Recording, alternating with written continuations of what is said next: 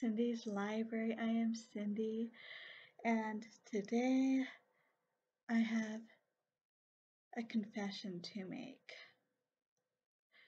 And that is,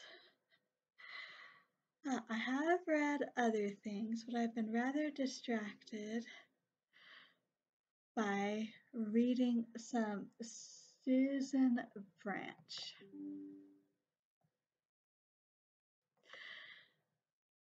Susan Branch, she is known for her adorable cookbooks, hand-lettered, hand-drawn.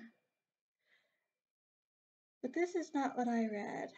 No, I read 3 of her works that are more autobiographical.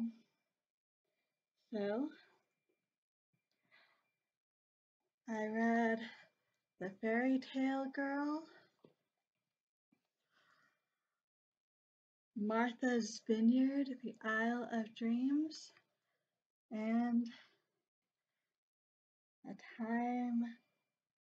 Fine Romance, falling in love with the English countryside. And I could not stop reading them. Here, let me give you an example.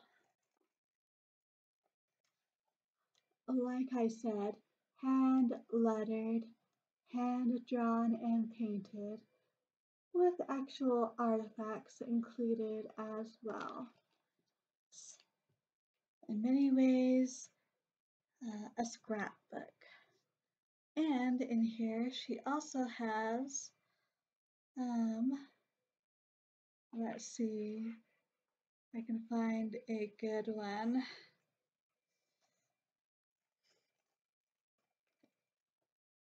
In the middle, well, most of her writing is in what we would call print, but as you can see right here where I am tapping, it's in cursive, and that is a quote, so it's also filled with quotes, and she even includes a few recipes in it. But what is all this about? Well, basically her life.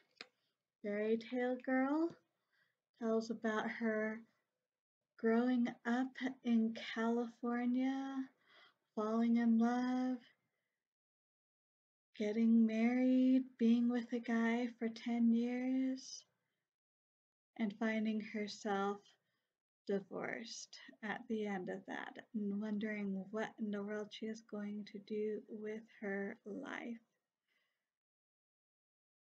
So this is the first half of the story, basically.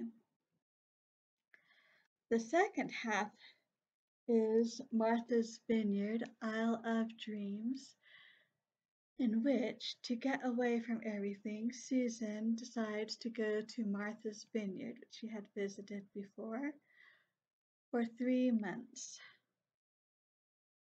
And I think it might have been on the second or third day she was there, she ended up buying a tiny cottage and deciding to move there, and also deciding to become an author with her cookbooks.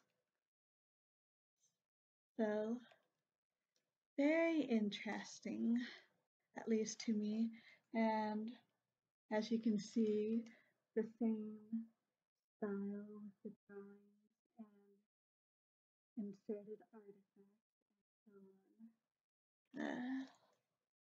I don't think there's a quote on this page, but there's plenty of quotes and a few recipes in here. Also. So then, of course, I had to do this one, A Fine Romance. So the first part of it basically tells the story of how she fell in love again. And we get a brief nod to, I think it was 2004, when they went on a cruise over to England. 2012, they decide to do it again, and it's all documented in here. Tons of pictures, tips and tricks, and her usual drawings.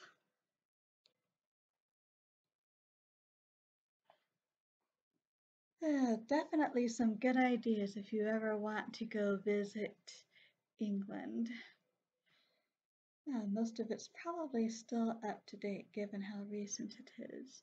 So yeah, like I said, can't put these down. Found it very interesting. And I do love what she promotes. Finding your own voice, uh, making home a cozy, welcoming place that everyone wants to go to, things like that. So, what can I say? I can't put them down. I am very glad that I read them. There are some difficult, might not be quite the right word, but some sadder parts when her marriage is falling apart and when her, well, she's trying to figure out how to put her life back together. But, yep, that is what I have been reading lately, among other things, which we will talk about shortly when we get to the mid-month point. So, yeah, love to hear any thoughts or comments. And until next time, I hope we all stay safe and healthy. Thank you so much for stopping by. I truly do appreciate it. And until next time, happy reading.